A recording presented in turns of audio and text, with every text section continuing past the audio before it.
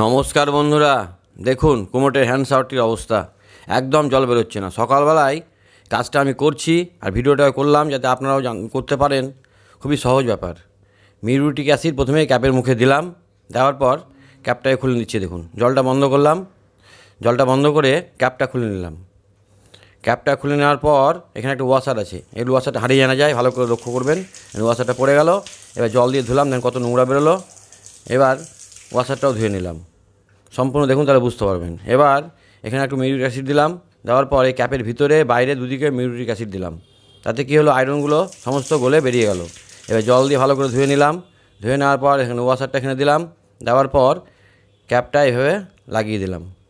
আপনারা ঠিক ভালো করে লক্ষ্য করে খুলবেন আর লাগাবেন যাতে ওয়াশারগুলো হারিয়ে না যায়। এই দেখুন জলের স্পিডটা দেখুন কত সুন্দর হয়ে গেল। এভাবে আপনারা কাজটা করে নিতে পারবেন। সকলে ভালো থাকবেন, সুস্থ থাকবেন। শেষ করলাম।